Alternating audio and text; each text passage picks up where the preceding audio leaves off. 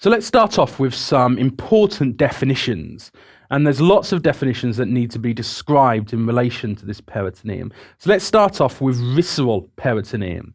This is a portion of the peritoneal membrane that is tightly adhered to a viscus, so tightly adhered to, say, the small intestine.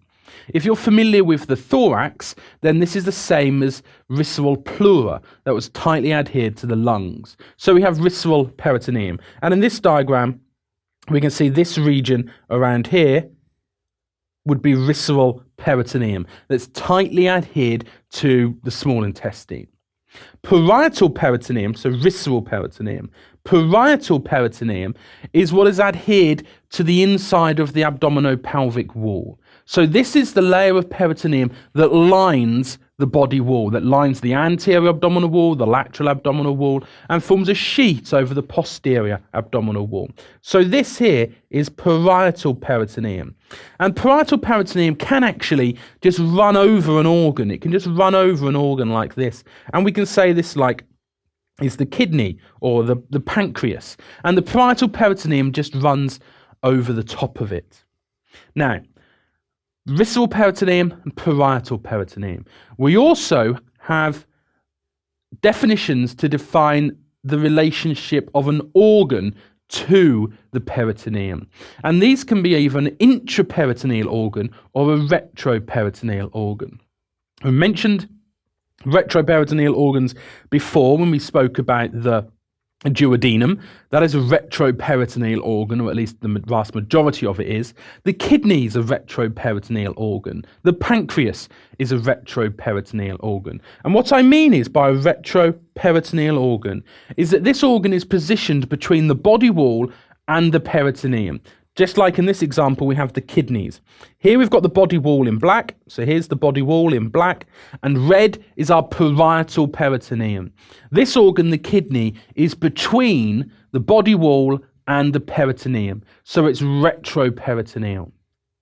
An intraperitoneal organ is an organ that is completely surrounded by the peritoneum. And we have a series of these organs like the stomach, the spleen, the small intestine was surrounded by peritoneum. So here we could have the stomach, let's say, or the spleen. And this is where it is completely surrounded. Typically, it will be suspended via a mesentery. And here we can have a mesentery. Now, a mesentery is a double layer of peritoneum. We can imagine the parietal peritoneum coming in this direction and the parietal peritoneum coming in this direction. And where these two converge, they then adhere and they move upwards, where they can then surround the organ. So they converge, they move upwards, and then they surround the organ. And this mesentery is really, really important because running through the mesentery are going to be various blood vessels, are going to be nerves, going to be lymph, allowing that organ to function. But the advantage of having the mesentery is that it gives the organ mobility. It allows it to move around within the abdominal cavity. It's not restricted. And this is an intraperitoneal organ suspended by this mesentery. So that's a series of definitions to start off with. We spoke about retroperitoneal organs like the kidneys, but we also have organs which are known as being secondarily retroperitoneal.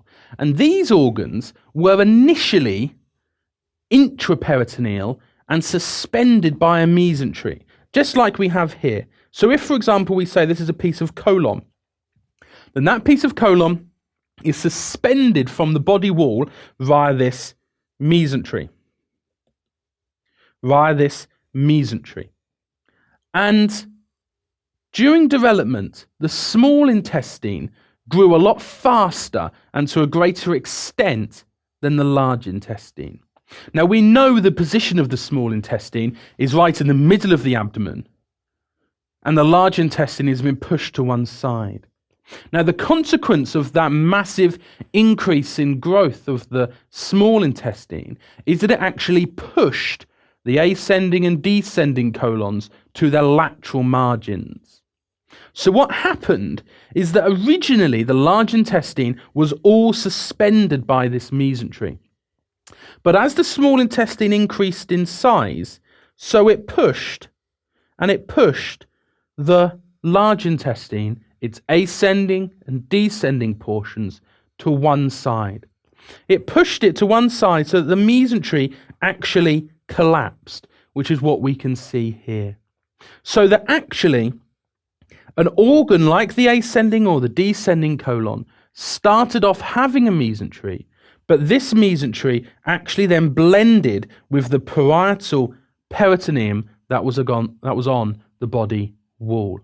So originally it was an intraperitoneal organ suspended with a mesentery, but during development it has assumed this retroperitoneal position, and therefore we call it secondarily retroperitoneal.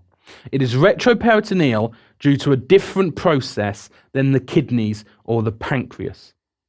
Other secondarily retroperitoneal organs include the duodenum as well. These organs that originally started intraperitoneal but got pushed laterally due to the expansion of the small intestine, the jejunum and the ileum.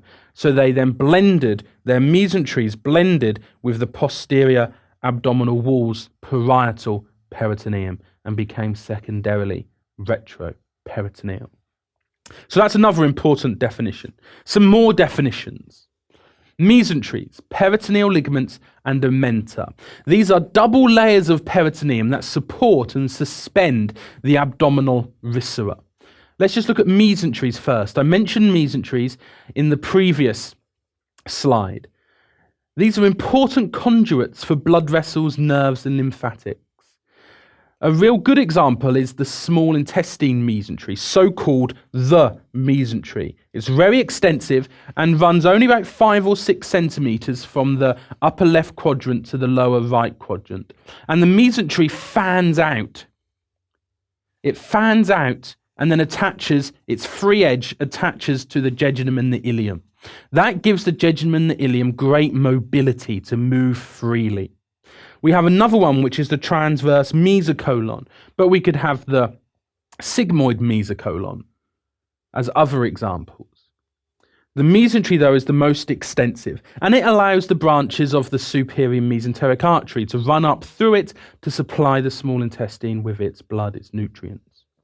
We also have what are known as peritoneal ligaments, and these are double layers of peritoneum again. And they specifically attach an organ to another organ or attach the organ to the body wall. For example, the liver is attached to the anterior abdominal wall via the falciform ligament, and we'll come to know more about the falciform ligament later on. The stomach is attached to the spleen via the gastro-stomach-splenic spleen ligament, the gastrosplenic ligament. So the falciform ligament is associated with the liver, and then we have the gastrosplenic, which is associated with the stomach, and the splenic, which is associated with the spleen. And these two are in communication, the gastrosplenic ligament. Again, allowing these organs to have their structure, to have their position retained within the abdomen. We also have an ommenta. Now, ommenta, a greater omentum and a lesser omentum, are associated with the stomach, and we've seen these before. We saw the greater omentum when it's dangling down from the stomach, and then it attaches to the transverse colon. We'll look at that in the next few slides.